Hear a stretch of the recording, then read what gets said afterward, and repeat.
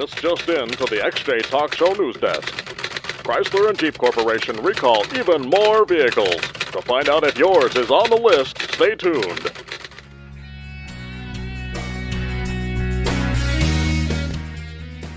Hey, stud. It's time for the XJ Talk Show. Now, here's my two favorite boys, Tony and Josh.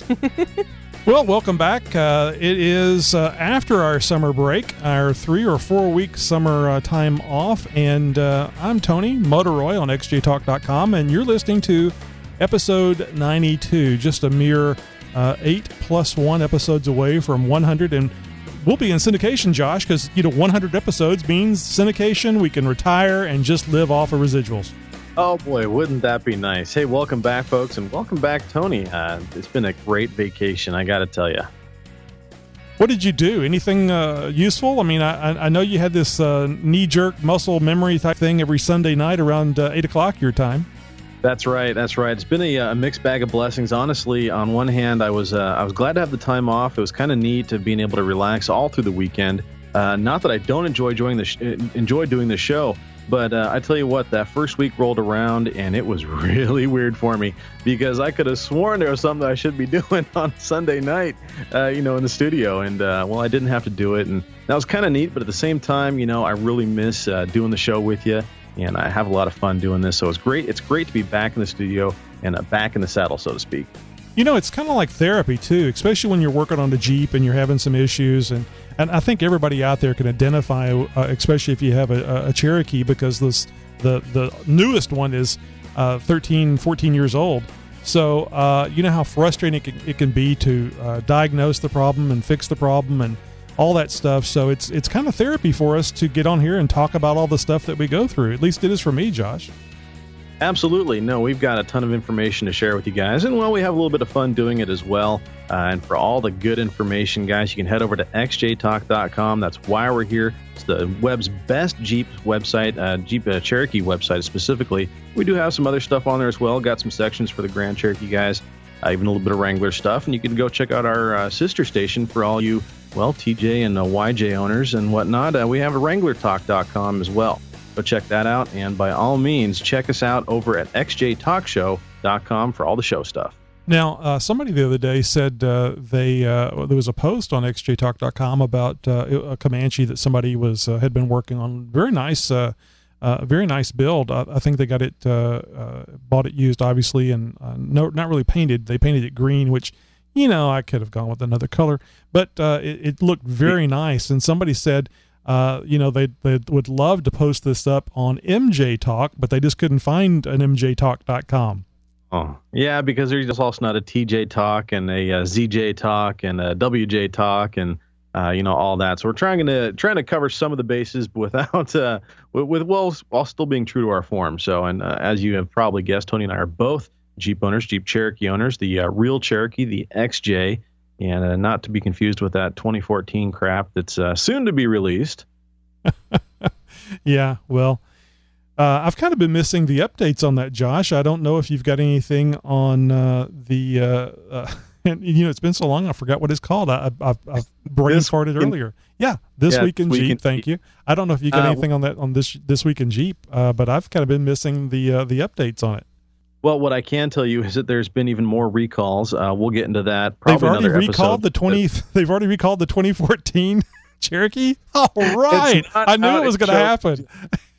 It's not out in showrooms yet, and they've already got a recall on things. So, this is the kind of entertainment we're talking about, folks. So, we'll let you guys know about all that stuff later. Well, it'll probably be next episode. So, the 2014 Jeep Cherokee is going to come with a small note saying, "I'm sorry."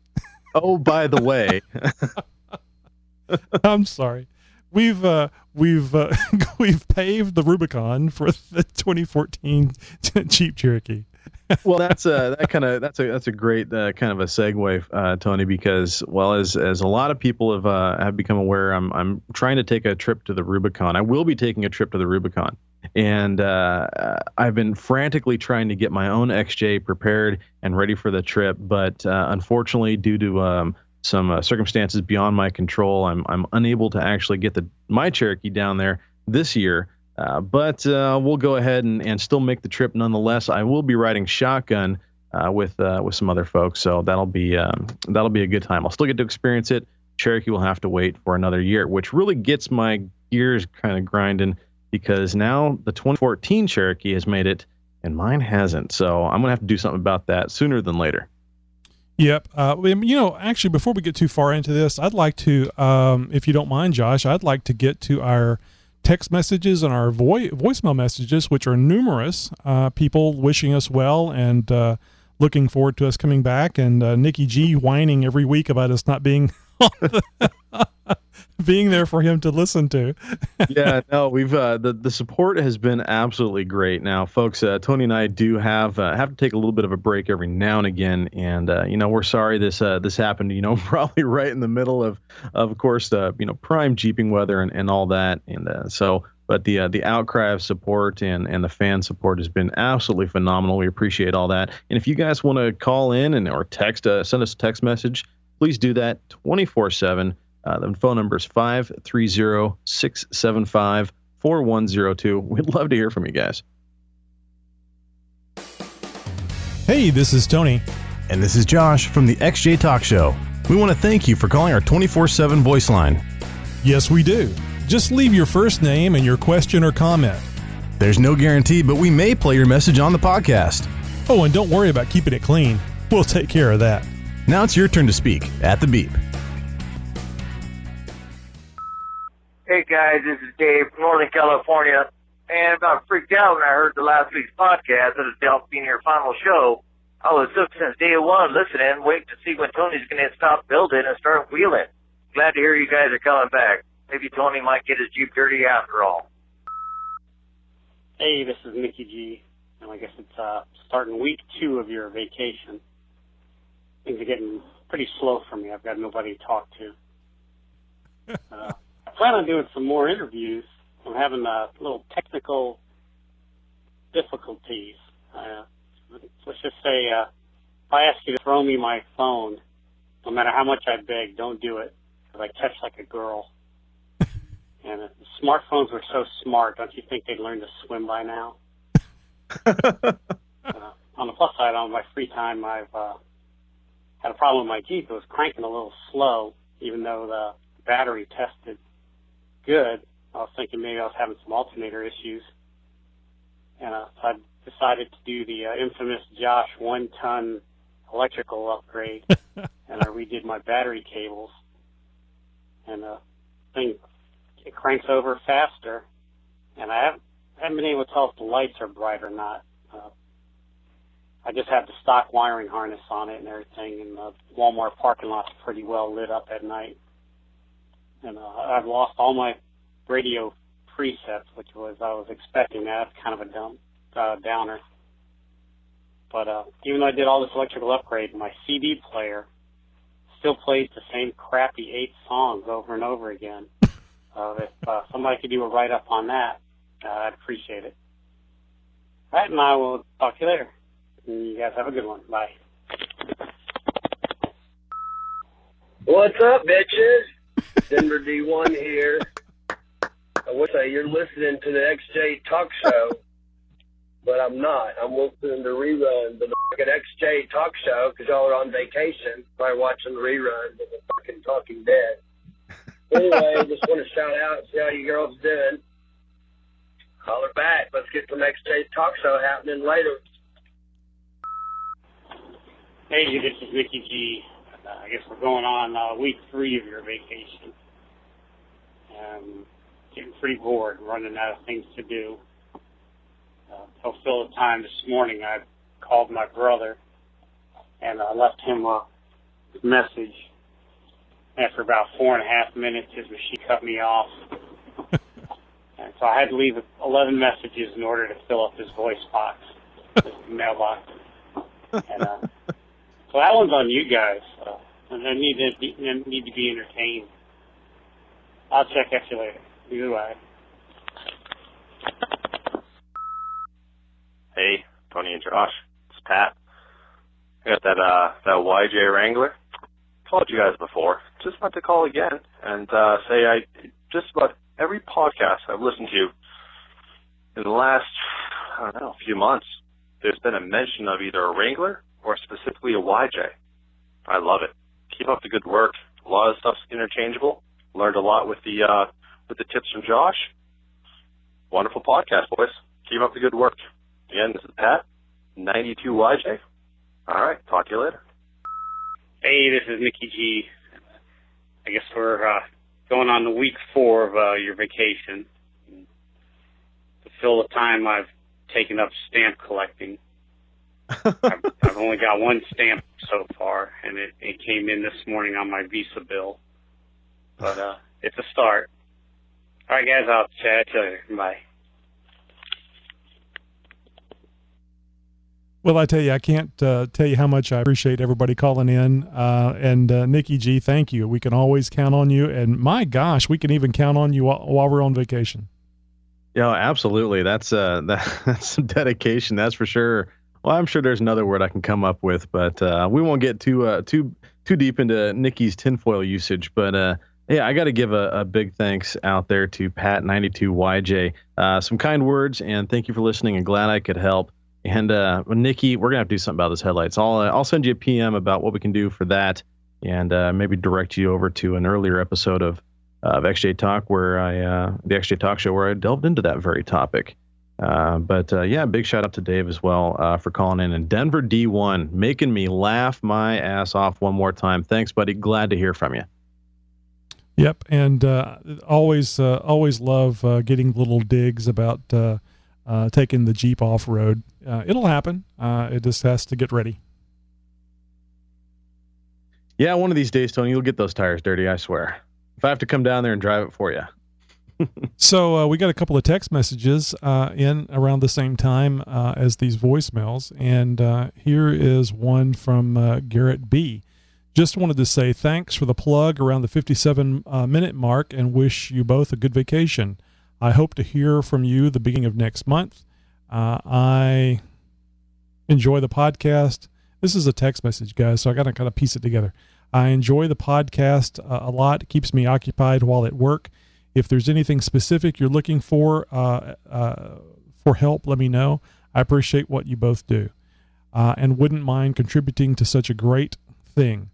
Keep up the good work and have fun and be safe. Oh, yeah, I suppose you could delete my voicemail. Thank you for taking your time to do something I truly enjoy. Both the website and podcast are awesome. Thanks. And what he's talking about is he had started a voicemail. It went about 8 seconds and just kind of stopped. So then he switched over to the text message, I believe. Well, that's way cool. No, I appreciate Garrett stepping up and doing that. And well, that's why we have the magic of editing here is to take care of those little things like that. I'm surprised that there isn't more of Nikki G that ends up on the cutting room floor. In fact, well, I think Nikki's a natural. Oh yeah, no, I kid, I jest, of course. Nothing but love. We got another one here. Let's see. I'm not sure who this one's from. I'm not going to call out the name on the phone number on this one. But it says, Tony and Josh, what can I say? My only enjoyment I look forward to every Tuesday when I'd stream the XJ Talk Show on Podkicker. But you've taken that away. We're cool guys, but big letdown and disappointment. Screw this blank. Or no, wait, screw the numbers. Screw the numbers. I see. Okay, here we go. I know. Like me, there are plenty of diehard loyal listeners. Bad call. Well, now this is a reaction to listening to the first part of episode 91. He was texting prior to listening to the end of the show. That explains it. Yeah, I should have done a lead in on that one. So anyway, he goes on to say, I stream it via Podkicker. I just keep wanting to say Podlicker. I stream it via Podkicker, so it most likely is not included as a download count. So basically what he's saying is that he thinks that our listener numbers are actually higher. And then I sent him a text message and said, did you listen to the end? You did listen to the end of the show, right? It's a vacation. We're back on September 1st. Go ahead. Oh, he says, haha, yes, I did. I was driving last night, mad as hell. Then I heard you say it was just a final show before vacation. Love you guys. You got me good.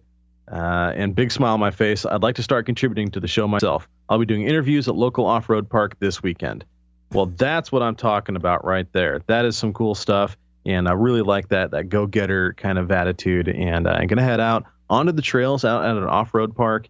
And well, with a Tape a Talk app on a cell phone or even a digital recorder, going to go out there and talk to some fellow off-road enthusiasts. So I can't wait to hear that stuff. Thank you for doing that in advance. And we do need to get Nikki G some questions to ask. I still think we ought to do the thing with the 2014 Cherokee. A picture of the what do you think of the 2014 Jeep Cherokee? And he's got a picture that he shows people, and it's a picture of Satan. Oh, jeez. Oh, I don't like that at all. That's horrible. and then when they say, but that's a picture of Satan, and they say, well, this is an artist rendering of the 2014 Jeep Cherokee. We'll just delete that part out. No, I like that part. That's the funny part. So it should be, and then of course he'll say, it has no cup holders. Oh yeah, well screw that. I was telling my daughter earlier, my oldest daughter, because she was getting ready to go over to Sonic. I don't know if you guys have Sonics. I don't know if they're all across the nation or not.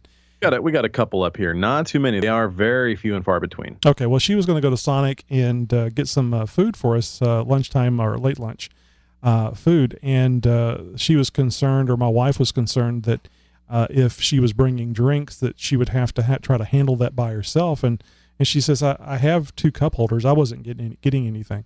I have 2 cup holders. And I said, by the way, I don't know if you're aware of this, but the pre-97 Jeep Cherokees had no cup holders. And she looked at me shocked, and she goes, no cup holders? I said, none. I said, that's one of the biggest complaints about the pre-97s. I said, of course, we've never had to experience it because we've only ever had the 98, the 99. And of course actually the TJ did not come with cup holders because it was a X model and it did not have a center console.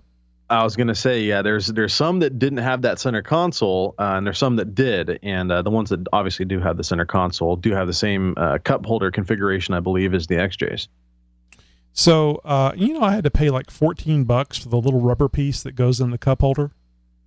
And it was a dealer item. Oh, I'll be darned. Yeah, but $14. No, it's the wife's Jeep. It had to be right. Yeah, that's an anti-vibration cup holder pad, something. I'm sure it has a fancy name for $14. It said Trail Hawk on it. Really? No, it didn't. Oh, I was going to say. Trail Hawk. Rubicon rated. Picture didn't happen. No. I posted some hate and discontent on Google Plus the other day. Jeep. I actually follow Jeep on Google Plus, and they posted some pictures of the Trailhawk off road, some off camper stuff, and the rear tire was like it was on. It was there was no flex. There was no flex at all. This thing, the wheel looked like it was sitting on you. It actually looked like a Photoshop, like somebody took the vehicle sitting on the road and then tilted it because the wheel did not droop at all. Oh boy. So I don't know. I saw the and I forgot, it might have been on xjtalk.com. I saw the official video, the first released video of the new Cherokee. And they're not just promoting the Cherokee and the fact that the name is coming back and all that sort of stuff. No, it's they are really, really shooting hard for the off-road legend comes back. And I don't stop laughing for about 8 hours because the entire commercial is shot off-road. And I was like, you've got to be kidding me. You guys are trying way too hard. So they're the off-road legend returns in the 2014 Cherokee or something like that. The legend returns is. I was just like, you've got to be kidding me. There wasn't, I think, a single snippet of video in that commercial that showed the Cherokee, in a parking lot or something, driving down the road. No, it was, through some vast canyon range and going, over hill and there. And yeah, it was very interesting to say the least. Well, Josh, I'm a few years older than you, and I would like to think that maybe I'm just getting out of touch because it's, my kids are in my yard and I just don't like things because I'm curmudgeon-y and all the rest of that crap. But it just really, really grates on my last good nerve to see Jeep do this with the Cherokee name. I'll repeat it again. I have absolutely no problem with Jeep as a company making money. Absolutely do it. I want you to stay in business because you do make good vehicles. You do make good Wranglers. I want those Wranglers to be there from now on. I want to be able to get parts from the dealer for my Cherokee when I need to. But for God's sake, why do you have to bastardize the Cherokee name?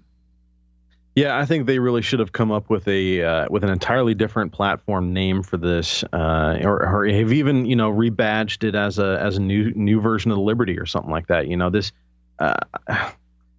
I've said it before. I'll say it again. This was a bad move. I think. It wasn't certainly not the right time and certainly not the right design for that Cherokee name on this thing. Even the Trailhawk version. I don't care if you throw some knobby 30s on that thing and give it some skid plates. It's still not. It's not the XJ. And I know that it was never intended to be, but nonetheless, it deserves a different name. I don't know. Maybe you've read this and maybe it's possible, but I don't think you can get 30s on it. Seeing how the wheel wells, the way they're designed, and there is no flex. I don't. There is. I'm looking at some of the pictures. Are you seeing the picture I'm talking about? I think it's an orange one where it's kind of sort of coming down a little bit of a step. Yeah. It's there's no flex. It's like you put a piece of plywood up against a stair, and that's kind of the flex that you're getting out of that thing. Isn't that amazing? Yeah, it's sad, really. Well, I guess that's what you see on any other stock off-road vehicles. They just kind of, the wheel just kind of goes up in the air.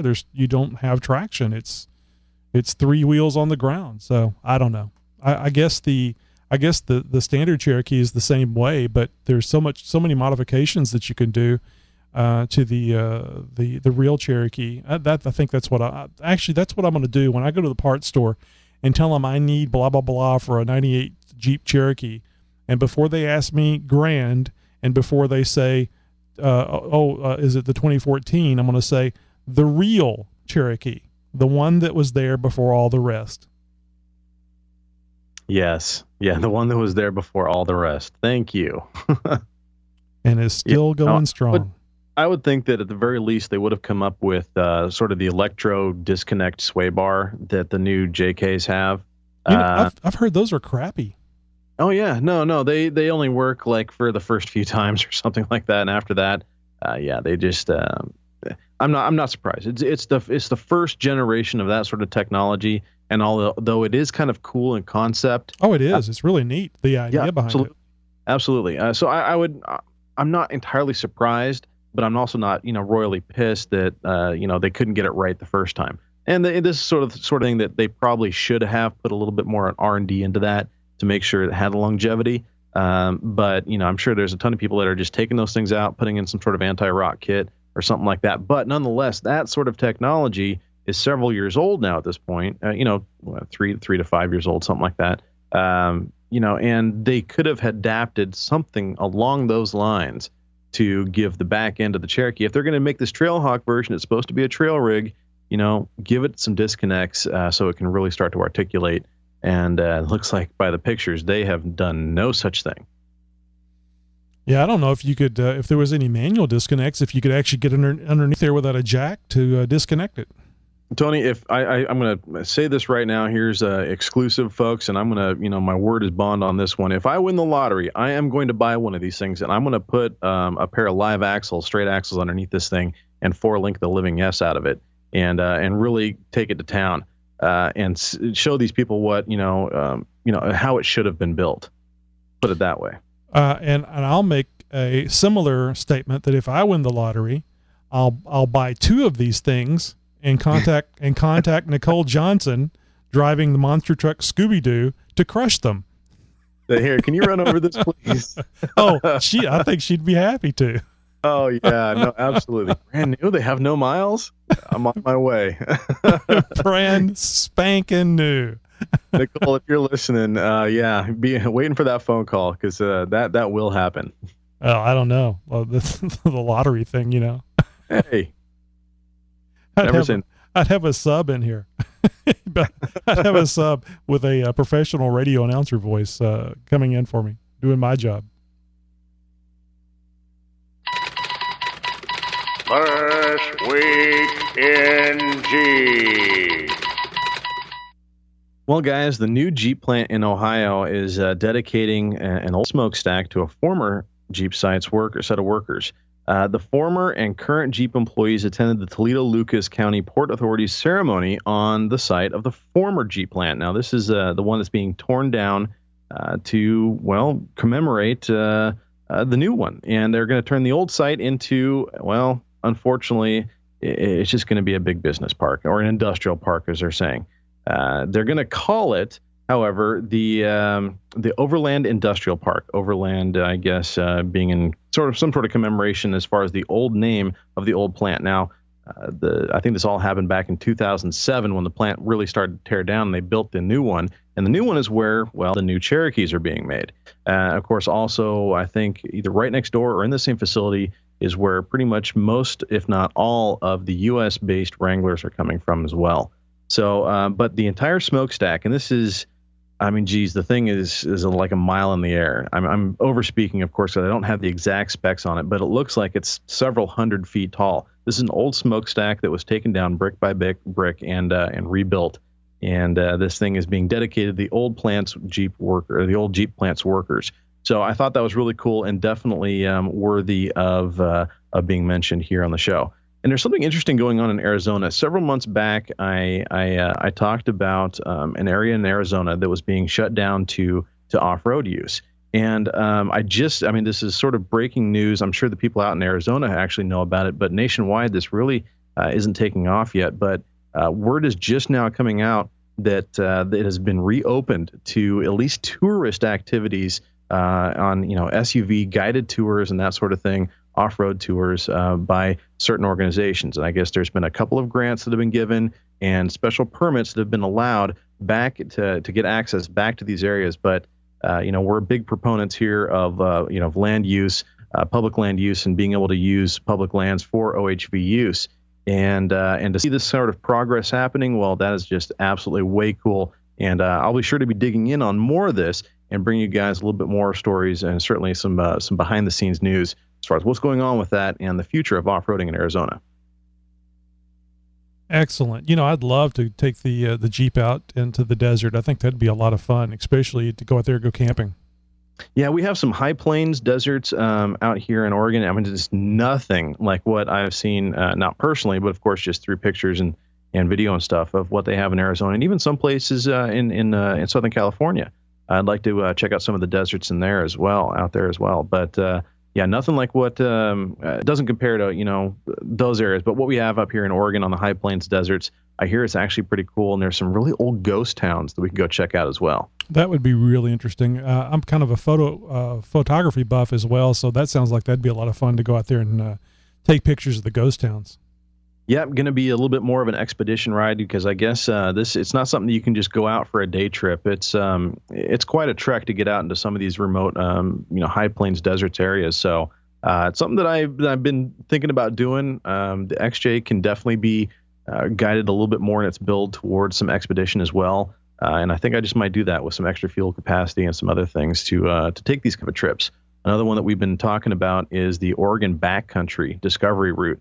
And this is it's like a 5-day journey, and you don't see pavement for 5 days. And it's pretty cool. You get to travel pretty much the entire backcountry of Oregon from about the California border up to the Washington border. Pretty neat. So what would you do for fuel? Because 5 days off-road, I guess it really depends on how far you go and how long you run the Jeep. But there's a couple of tiny, tiny little towns that you run into that literally don't have paved roads, and they have a gas station, right there, and or it's like a 2-mile jaunt where you can go get gas or something like that. I've only read the story about this trip a couple times, and it's something that you really, really have to prepare for because it takes so long to do this. Now, at any point, I think that you can head down a mountain and find some road and get you back to civilization and get up onto some state route or some highway or byway or something like that to get back to where you need to go in case something were to happen. But nonetheless, if you take this whole thing, and then I guess there's like 3 legs to it, so you can do the entire thing or you can cut off a couple different ways. But it's going to take you 5 days, and the hardcore people that really prep and plan for this sort of thing turn it into a weeks-long vacation and just mosey the whole way. Man, that sounds wonderful. I don't know if I could stand not being around the internet for that long, but yeah, tell me about it. but as far as the nights and seeing all the stars, I'm sure it is just pitch dark out there. Absolutely. And how cool would it be to actually go someplace that very few vehicles, just really your Jeep, your Cherokee, maybe a Wrangler or two, and of course the new 2014 Jeep Cherokee Trailhawk. How dare you? I'm sorry. I'm harping on that. It just, oh God. Anyway, so yeah, that does sound like that'd be a really cool trip. I had no idea that you had any kind of desert out there in that vicinity. I figured it was just lakes and rain. Oh no, don't get me wrong. It's going to be one heck of a trip. It's not something that's just in my backyard, so to speak. So it's more in your backyard than it is in mine. Well, certainly that. But there's one of our fans, one of our members of xjtalk.com, who did a tour recently of something kind of similar. Didn't he call it the Day of Dirt or something like that? It was the pre-runner 1982. John, and he's a good guy, and I guess had quite a following the last trip, and is talking about doing it again. And I guess there's so many people that are signed up or interested or want to do it again or whatnot. I mean, geez, he's almost ready to turn this thing into a business doing these guided tours. But it's, seeing little ghost towns and back roads and stuff like that. I imagine that part of what I'm going to be seeing or would be seeing would be a lot of the same. Yeah, it was, he had a really big turnout. And honestly, I think it would be a blast to be able to go on that, not only to see all the things that they see on the tour, off-road tour that basically John's doing, but also, too, to get some interviews of people. There was just pretty much any kind of Jeep you could think of out there, and it would be a lot of fun to talk to people and get their take on the whole thing. Well, speaking about seeing all kinds of people and all kinds of Jeeps, Tony, some of the stuff I've done over my break is, I've been to a couple Jeep shows. I've DJ'd a couple of off-road events, one of which was a fundraiser for a division of the Wounded Warriors Project called Wheelin' and Healin'. It was a 4-wheel to heel event that was really cool. I was really glad to be a part of, and I've got some interviews from all that. We'll be playing probably on another show. DJ'd a big, huge Jeep show for a Jeep club down in our my state's capital, in fact, and that was a lot of fun as well. Got to see all kinds of rigs, and I got a couple of interviews from that as well, including some guys that own some very, very old Jeeps. And one guy who had probably one of the most customized, most modified, just ridiculous off-road behemoth of a Jeep that I have ever seen. And I got an interview with him as well. So you guys can look forward to that. Excellent. Yeah, we need to get some interviews going again and talk to some of the folks in the off-road world and just everyday folks too. So actually, if any of you guys would be interested in being interviewed, either by Josh or myself, we could even have you live on the show. We would love to talk to you. Just send a email to interview@xjtalk.com, or you can contact us on xjtalk.com PM or make a post. It doesn't matter. So Josh is 99. Help me out. NW99XJ. Another way you guys could do it is to give that 24/7 voicemail line a call and just let us know and give us your contact information. And to either Tony, myself, or maybe both of us will be in touch with you guys and figure out how we can set something up. And you got an interesting story to tell, you want to talk about your build, anything like that, you just want to shoot the breeze with us about the show, we'd love to hear from you guys. That number again, 530-675-4102.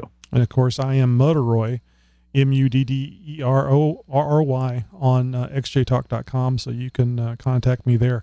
And, I know it's a common thing to think that you don't have a very interesting story, that, you might think it's interesting. Your buddies might think it's interesting, when you're drinking beer.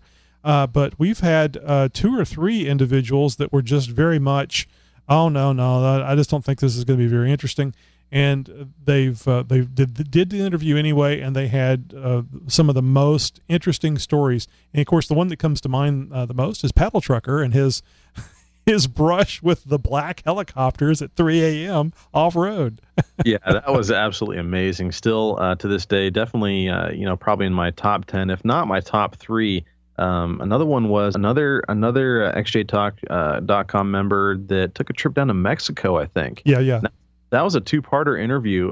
You guys went on for so long because it ended up being so interesting. Still, to this day, one of my top 3 most favorite interviews. It was amazing. It was an amazing story. I had to get him on because he stayed up like over 24 hours. He had motor problems in his 96 Jeep, I believe it is, and he bought a Jeep that had been wrecked, but it had supposedly had a good engine in it, a good 4.0.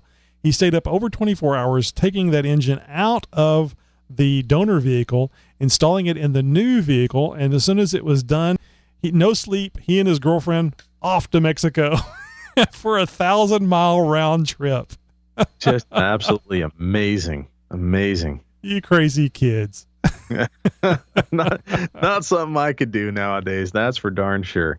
In fact, Tony, I've been having a hell of a time, and it's been a lot of fun, honestly, but it's been a lot of work too, getting my Jeep ready for the Rubicon. And I've been talking about it for a long time, and I'm sad to announce that my Jeep is not going to be able to go. I will still be doing this, but the Jeep is just so close, and I feel like honestly the Jeep is ready for the Rubicon. When it comes down to it, it's a matter of gas, and some things came up. I'm not going to be able to afford the gas bill to make that trip happen. So the Jeep unfortunately is going to stay home. But man, there's been a lot of progress, and I can't wait to start sharing some of this stuff with you guys. We here at the XJ Talk Show really appreciate you listening to our podcast. If you enjoy the show, please consider sharing it with a friend. It's so easy. Just tell them to go to xjtalkshow.com. This is Dan from the 4x4 podcast, and you're listening to the XJ Talk Show. xjtalk.com. It's where you go when you're not off-road. xjtalk.com is where you go when you're not off-road. And now you can go to xjtalk.com when you're off-road too. Using your smartphone, install the Tapa Talk app, then search for XJ Talk. Take XJ Talk with you wherever you go. Jury duty, dinner with your spouse's parents, even, anywhere you need your XJ Talk fix.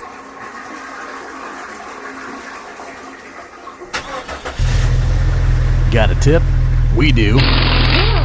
It's time for Jeep Tips. Now, I don't know about you, Josh, but I'm going to have a hard time remembering everything that has happened since our last show to this point. I mean, as far as what I haven't spoke of before. So if there's a repeat in this, well, guys, I'll take the vacation defense. Yeah, no, I might have to plead the same defense on that one. I'm sitting here going through and I'm thinking to myself, geez, I really should have been writing some of this stuff down because I mean, there's just been a lot of stuff and that's gone on and the stuff that's happened, stuff that I've done. So, it's like, geez, where do I start? Well, I know that you haven't talked about the winch bumper. Yeah. And the brace and the brace for the steering box. Haven't talked about that. Haven't talked about some of the preparations I've done as far as parts go for a trip like this. I also haven't talked about the rock lights that I've installed. There's just there's a lot of stuff going on. So there's a transfer case cross member that is being fitted and that I will be welding together. It's going to be kind of a custom sort of OEM hybrid that's going to be made to work. It was going to be sort of just for this sort of trip because my transmission cross member is just absolutely toast. I mean, it's holding up, but man, it's bent up pretty bad. Now, so go ahead. I was just going to say, now I know this is money and maybe it would be a good idea or it would be a starting point for an idea to do something similar. I really like the JCR off-road skid plate. It fits over and bolts to the factory cross member. In fact, I sent them an email a couple of weeks ago asking them if there was any way that they could customize it because I have the not sliders, the frame stiffeners from Detours. And basically it's two big boxed metal, I forget what it's called. I always call it tubing, but it's not round. I guess it's plating. It's preformed, bent. It's got spots for some through welds and stuff like that, but it's all basically bent. But you can buy it. You can buy the rectangular steel tubing, right? I mean, it's not round. It's boxed or something. Yeah. There is box tubing. It's so it's like one piece. Yeah, it's like one piece, so it's very strong.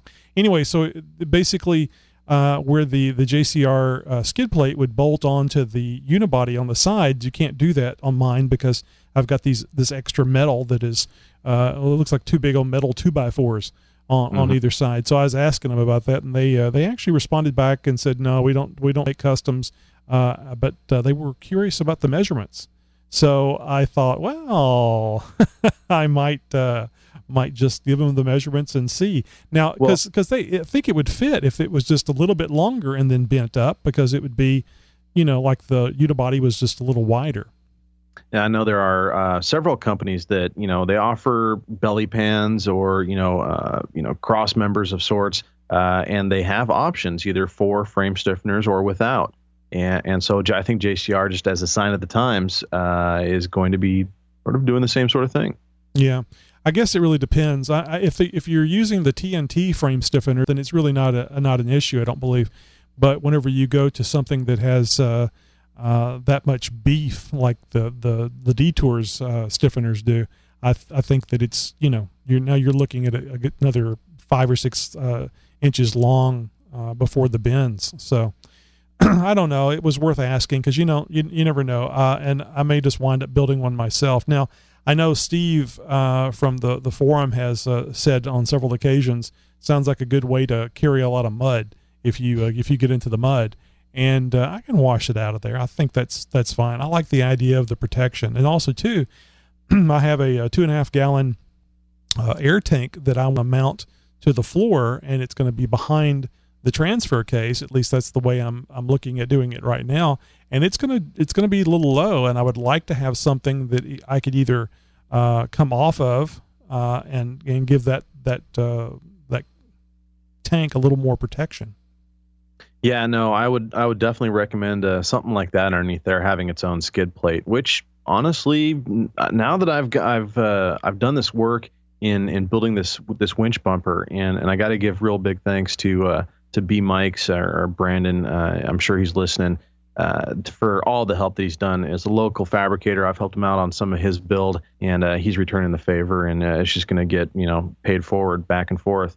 But he's got a plasma cutter and welding skills far and above my own, and has really done a lot of work helping me out in this winch bumper build. And they ran into a couple of snags here and there, some design points that if I were to do it again, if we were both to be doing it again, we would have done things just a little bit differently. But as far as my vision goes for how this winch bumper is going to be unfolding, is coming along quite as well, really well. It's a lot of the form is not there yet.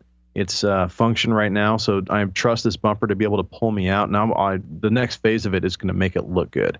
So I know it can recover. It can recover well. I'm not going to have to worry about it twisting or bowing or tweaking or tearing off the unibody. But it's just a little ugly right now. But at least it's all painted up and it's ready to wheel. And actually, I have a little question of any of the Wrangler owners out there that might be listening. My wife was reporting a sound that she was hearing in driving the Jeep, and immediately I sink because it's like, oh great, I got another Jeep I have to work on.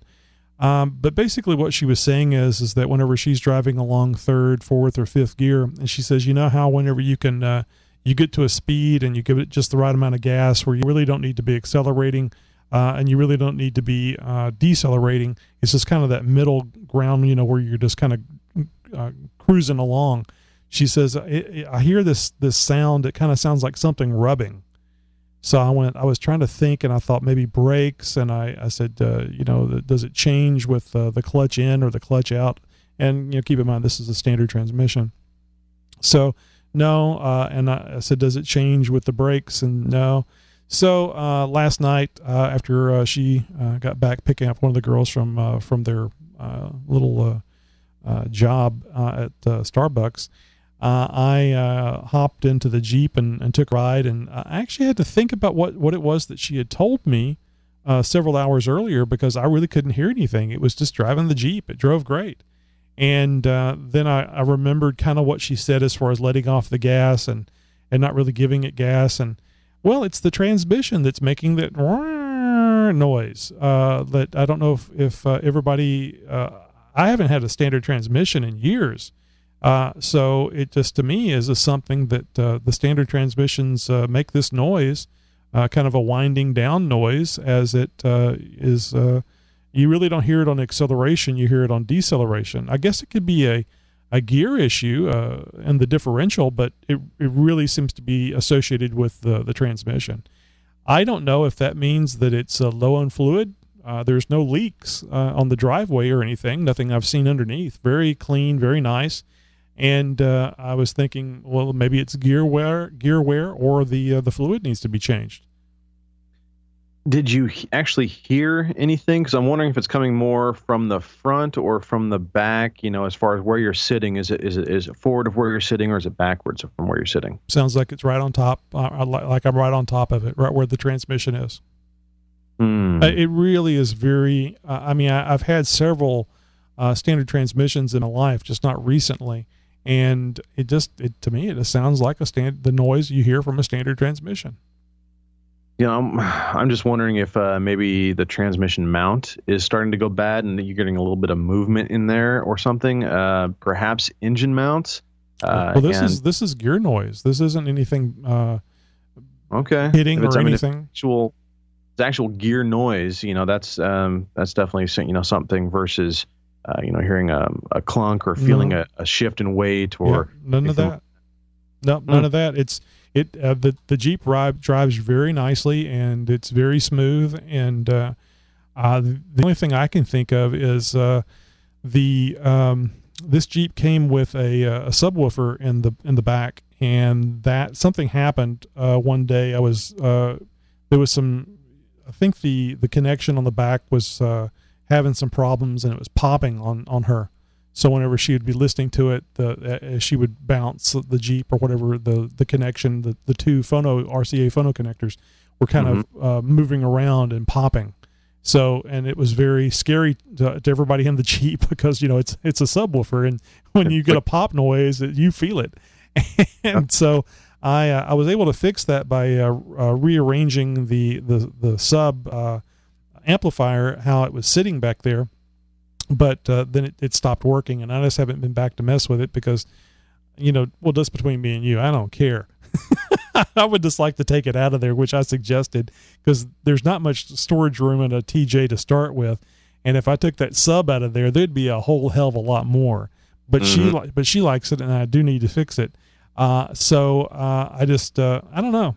I found it strange. But anyway, the point being is that it may be that she didn't hear it before, because the bass was overwhelming any noise that she may have been hearing from the engine. Yeah, that very well could be just something you're not aware of. I'm hyper vigilant when it comes to noises and stuff like that. So that whole right kind of grease in the joint sort of thing was bugging me for so long, because my suspension is squeaking around every bump, corner, and turn, and I had to take care of that and got some the right kind of grease in for poly bushings. Did that take care of it? Yep. I just had to. It ended up being quite a messy procedure. Oh, I'm sure. You have to squeeze the stuff that was in there out. Yeah. And I also got some rebuild kits for my lower control arm joints. I'll be doing that here real soon. In fact, it's one of the things it's on the list. I'm doing the stuff to the Jeep, even though I'm not going to be taking it. So it's on the list. Probably end up doing that tonight, maybe even tomorrow night, just for grins and giggles. Well, I was going to remind you of something. You may not be taking it to the Rubicon, and certainly a very good reason for not taking it. I mean, family is more important than trips and Jeeps and all the rest of that stuff, no matter what jokes we make about that. And but it's not like you're not going to be going anywhere. You take the Jeep off road all the time. Yes. You should consider yourself lucky. I mean, I've been fighting a running hot issue for all this long a time, and I haven't been off road because of it. There's no place close by. It takes me an hour plus just to get to go someplace that's off-road, legally off-road. Yeah, it's about, well, yeah, I'm in the same boat legally. It's a good hour and a half drive for me to get to sort of any trail.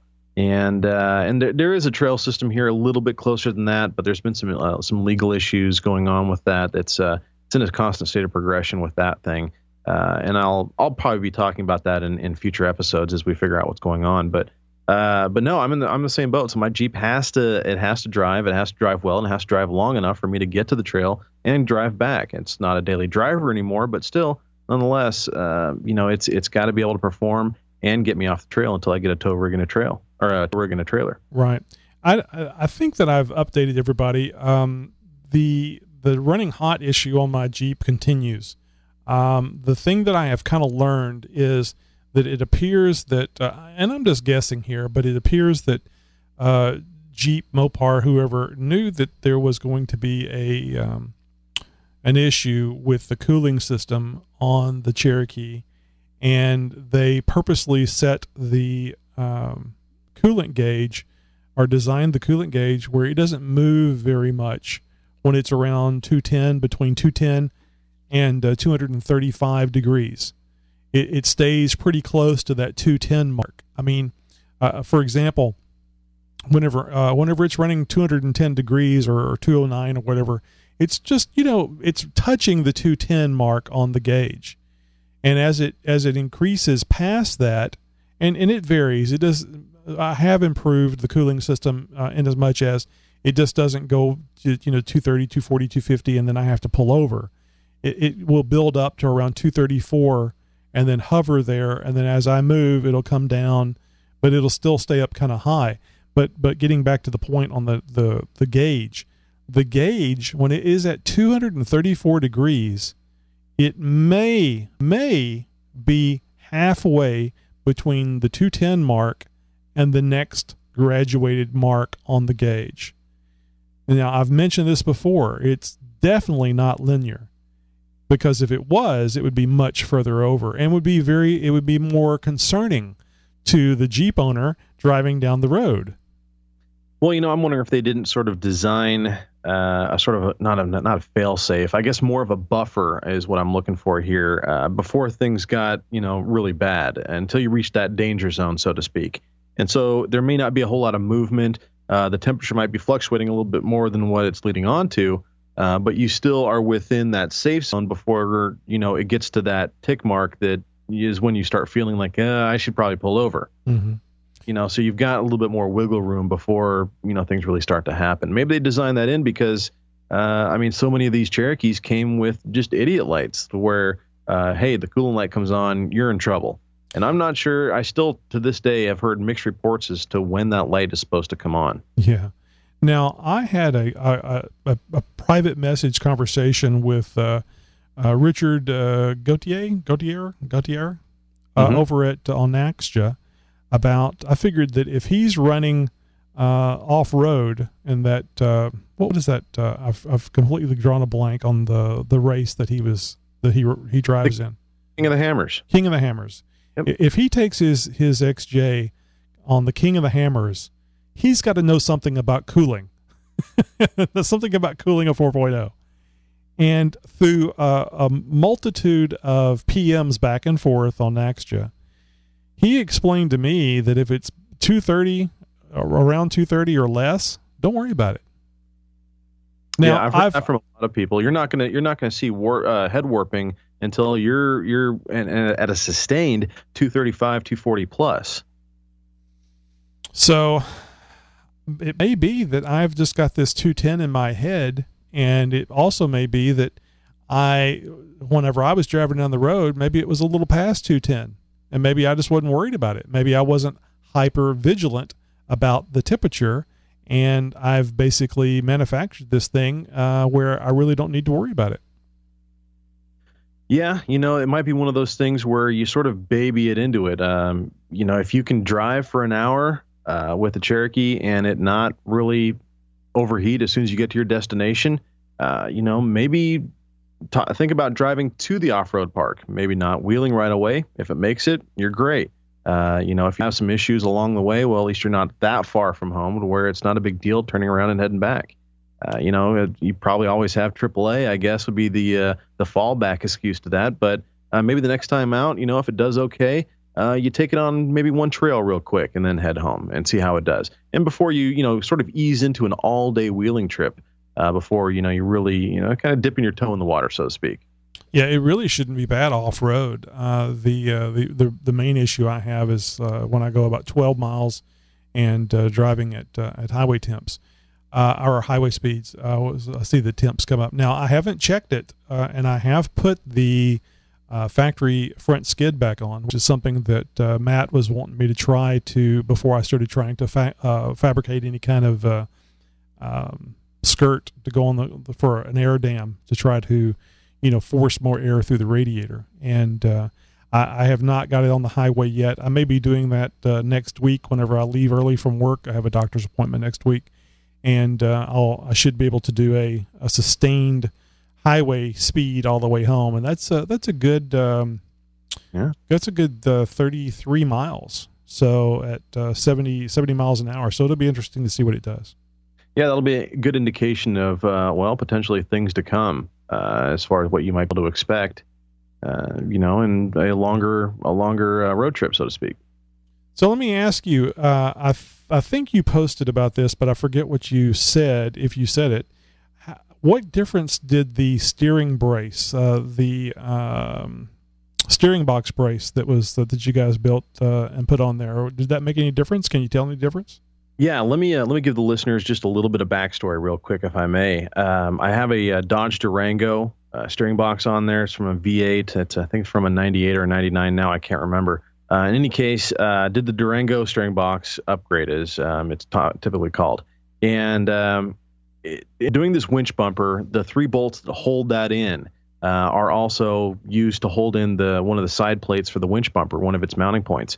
And those have come out in and out so many times over the course of building this winch bumper that one of them was, fairly well stripped out. And although that's not a huge deal, there's plenty of different ways to handle this. Basically, I retapped it, same size, just to get a few good thread bites on there, and then put a nut on the other side, really sandwiching that to the unibody, the frame rail right there, once the winch bumper was installed.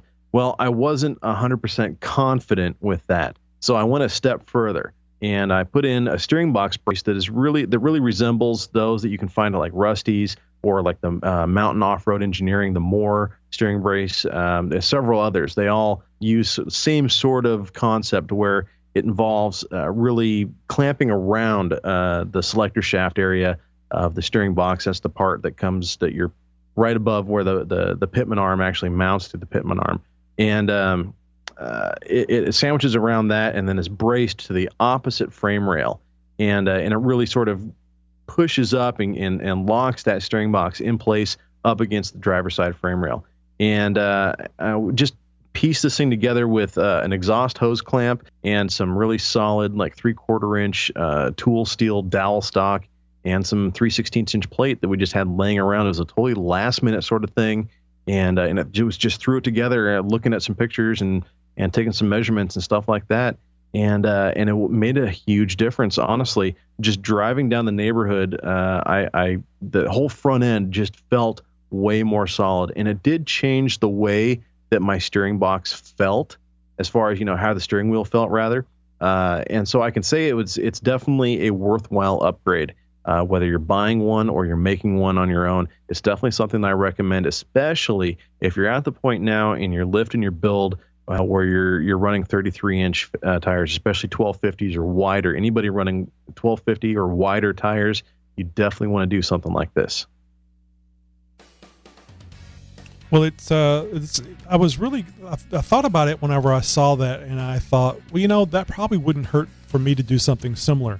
And I went online and started looking for some steering box braces.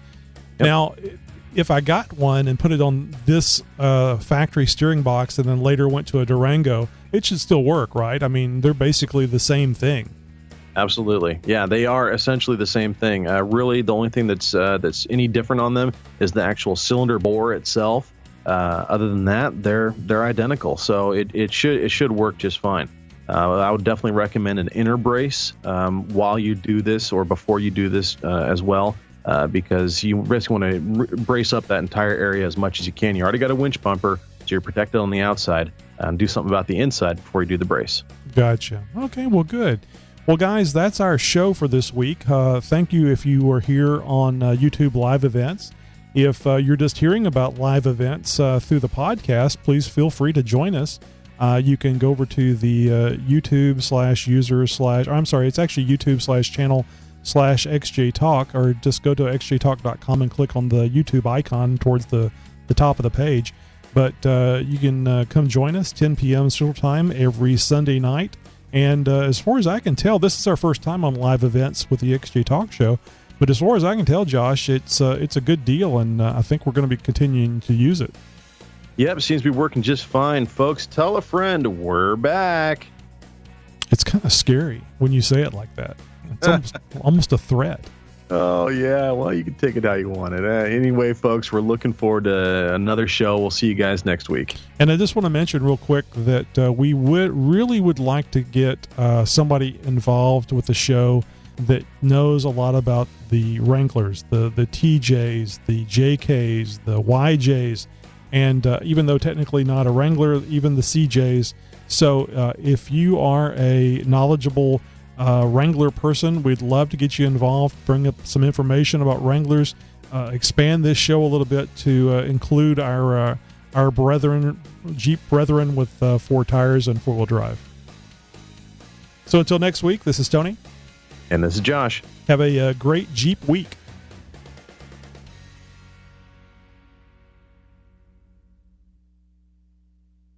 You know, as I think about it, I don't remember if I actually hit the unpause button when we started earlier. So it may not have been one of those issues where I pressed it and it didn't start recording.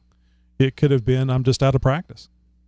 Well, that could be it. I'm not going to start pointing fingers. I'll be the last one. I'm lucky enough that I can still keep a connection to you and it sound halfway decent. Yeah, I think it worked out well. I was a little concerned that we may be having some bandwidth issues, but Speaking of bandwidth, I spent about an hour on the phone with Comcast and Xfinity here yesterday, and was talking about trying to get my bill down a little bit, amongst other things. And they noticed that I've been a customer for so long that I've actually got some outdated technology as far as my modem is concerned. So I'll be getting a new modem here sent in the mail. It'll probably be here sometime. Well, it'll probably be in time for the Tony and Josh show next week.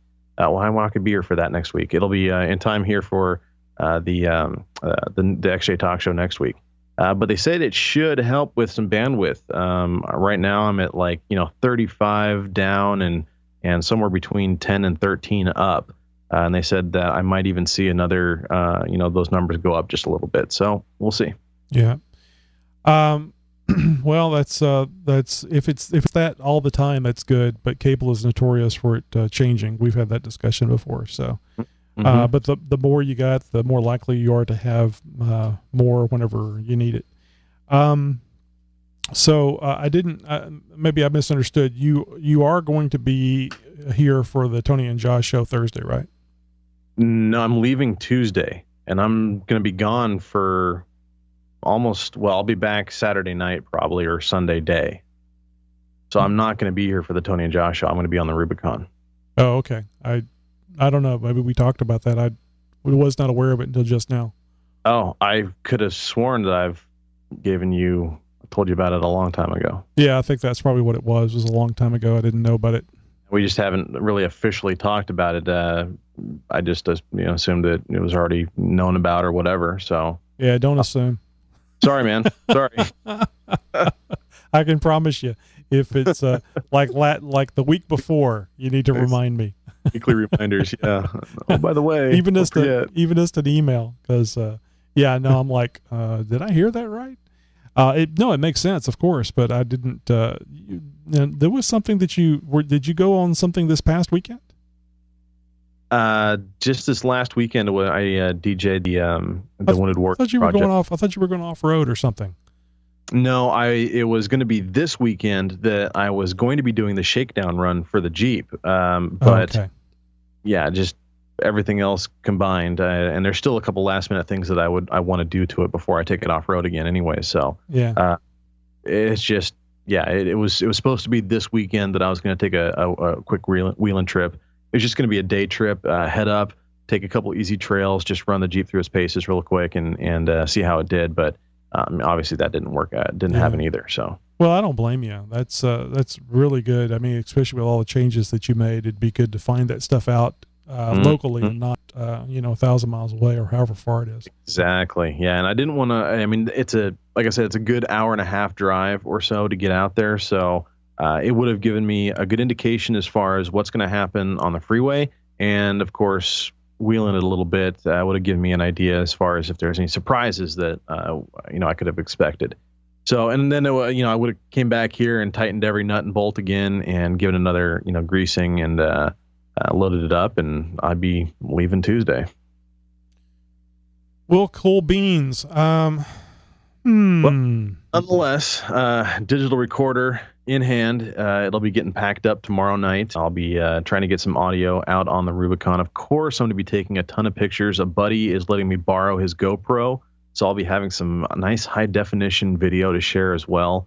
I'll be taking a tripod as well. Be doing all kinds of stuff. Since I'm going to be a passenger, I'm going to end up being a camera bitch. So I'll be muling everybody's cameras around and hiking around on the rocks a lot, I imagine, and really getting some good video and some good audio to go with it. Well, I know you're disappointed about not taking your Jeep up there, but you're still going, and that's going to be a cool thing. And there's not going to be any Jeep damage on this trip.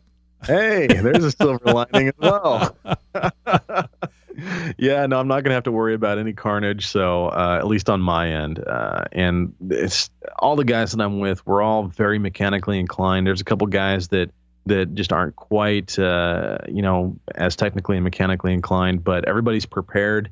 Everybody has spare parts. If anything were to happen, it's going to be one of those things where, it's going to be a quick trail fix and then right back at it. So it should be a lot of fun.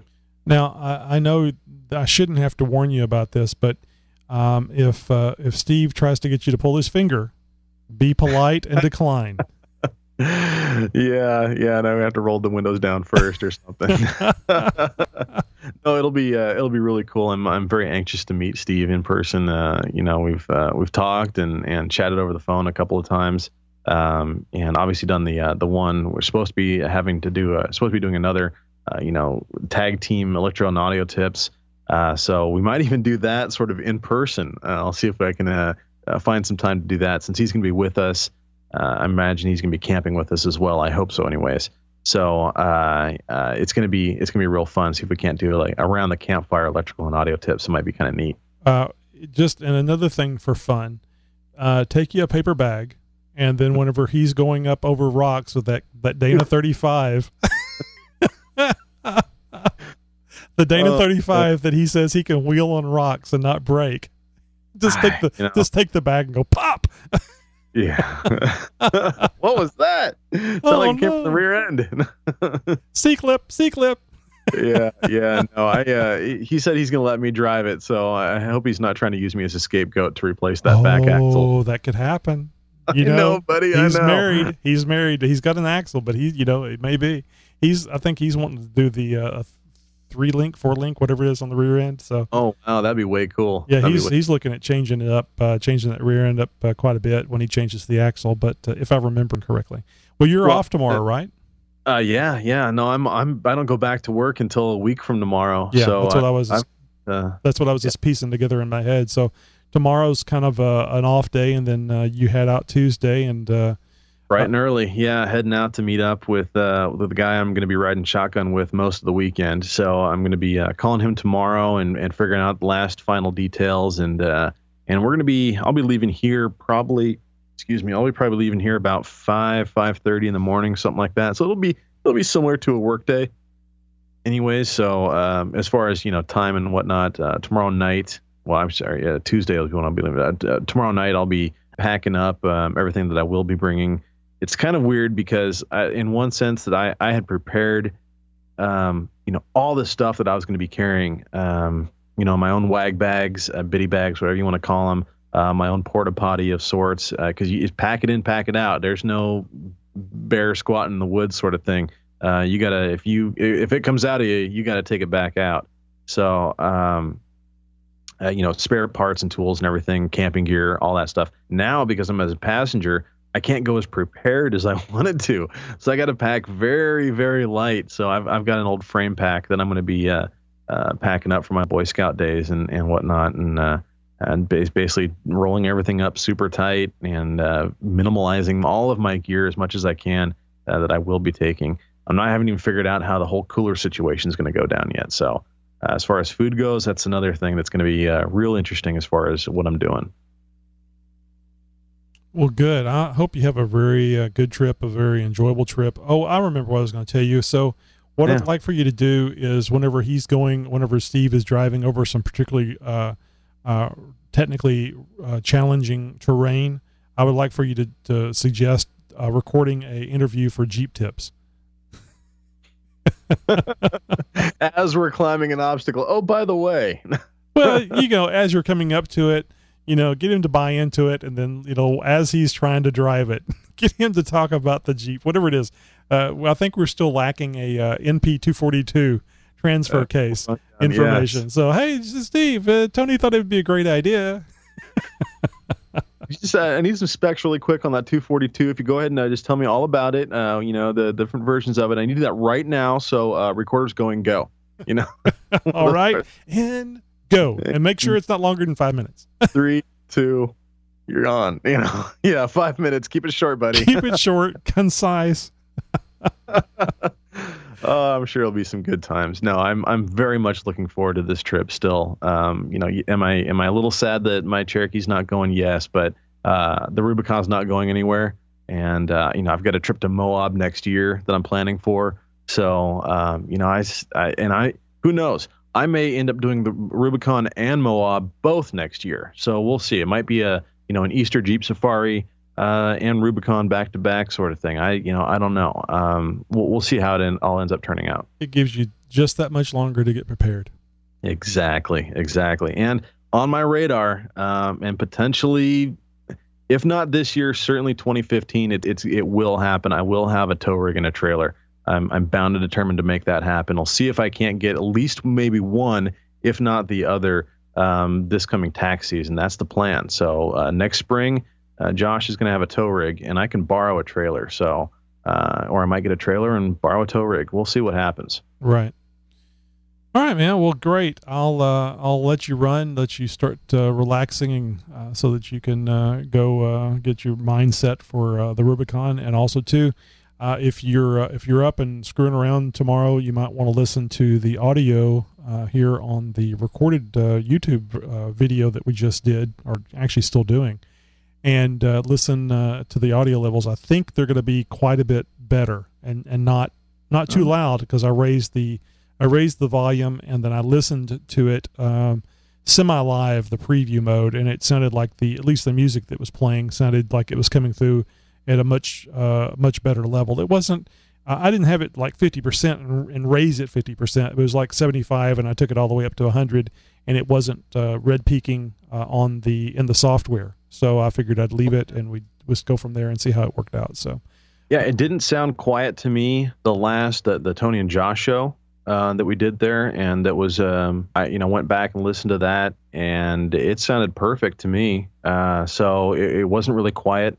My system wasn't anywhere near maxed out as far as volume levels go, and I was at my computer at work. So I've got no extra audio gear or something. That's onboard stuff only, just with some earbud headphones. And that I was listening to, and it sounded fine. So hopefully this one, it doesn't have any clipping or distortion or anything like that. In any case, it's new stuff that we're trying, so there's going to be a little bit of learning curve either way. Yeah, I've been real happy with the software and the quality of the video. I thought the video looked really good. So yeah, I'm sure that YouTube has definitely got their stuff in order. I'm glad to hear that because all the problems that we had with Ustream, I'm glad we now have an alternative we can go away from. And we'll see what happens as far as our Skype connection, because it doesn't seem to be impacting the Skype connection, the quality of it. No. I was kind of concerned that might be the case tonight. We've only used it twice, so it's kind of hard to say. But I've been watching the quality, because it actually does tell you the quality on YouTube.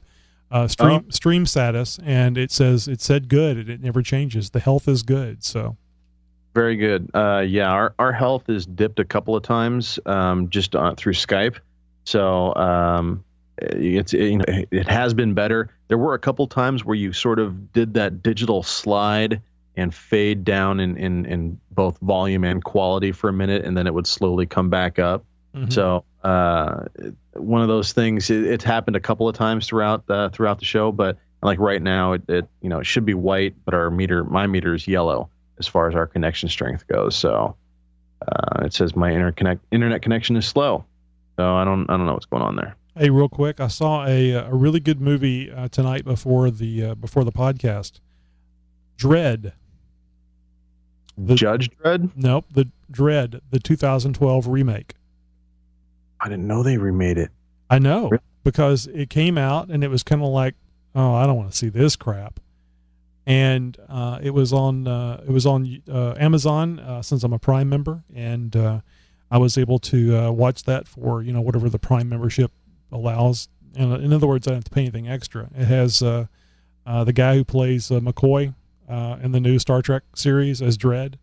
Oh, cool! It is a very interesting take on it. I would say that it is somewhat similar to the original movie, but it is the difference between it's the difference between Battlestar Galactica in the 80s and Battlestar Galactica in the 2008. Wow. 10. Oh, it's very visceral and nasty, and it's watch it. It's really good.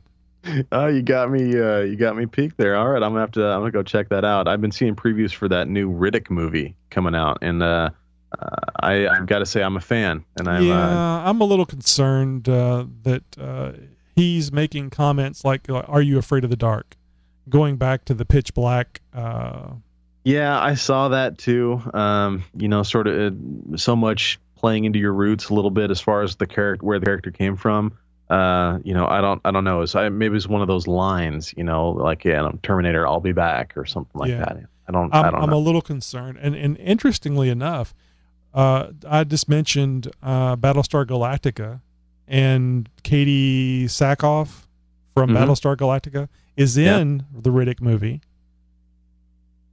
Really? Yes, she's in the Riddick movie. Don't remember seeing. And what's his name? Carl Rubicon. I can't remember his name. The guy who played McCoy on the new Star Trek series. Yeah. He was in the second Riddick movie. Well, I have to go back and look. I'm gonna have to IMDb some stuff here tonight. So it's kind of cool, the connections between the people that we're talking. This happened to be talking about. They're actually in these various movies, the two movies that we're talking about. So I thought that was kind of cool. I'll be darned. Yeah. All right, get some rest. I'll chat with you later, I guess. Oh, and I'm sorry, you did say you're going to be back for next Sunday's show. I should be. Yes, I should be. So that's the plan. So we're going to be coming back either Saturday or Sunday. In either case, the plan is to be back, hopefully around supper time. So that's the plan. I might end up being fashionably late. I don't know. I'm at the mercy of other people at this point. So yeah. Well, you have my cell number. You can send me a text message, I guess. Absolutely. Yeah. When we're in transit, and I will let you know. So yeah. Plan for me. And I should be here one way or another. I might even call in and get that live call in number, and I'll call in, and we'll do it. No, we definitely can always do that. And just try to give me enough of a heads up to so that we can do it that way. And give some thought. I don't know what you're going to be doing Thursday around Tony and Josh show time, but you may be too tired. But give it some thought. We could also do the call-in thing there, and you could say, live from the Rubicon. If I've got cell service, I will. I've got T-Mobile, mind you. So I don't know how well their coverage is down there. I'll see if I can pull up a coverage map and check it out, see if I'm going to have cell service. So I don't know if I'm going to have it or not. Even if it's just for a few minutes. Well, if I have it for a few minutes, then I'll just sit down and do the whole show. But but I'm just saying, you may be tired from all the stuff that's going on during the day, and I don't want to assume or want you to assume that I'm expecting you to be there for the full hour. It'll be an STS show on my side of things. Oh yeah, well, gee, I don't think it's that necessarily a bad thing. No, definitely not. So, all right, man. Well, yeah, we'll work all that out when I'm on the trail and coming back from. So, otherwise, I'll see you on the flip side. All right, man. Have a safe trip. Catch you during the week. Send me a text message with what's going on. Will do.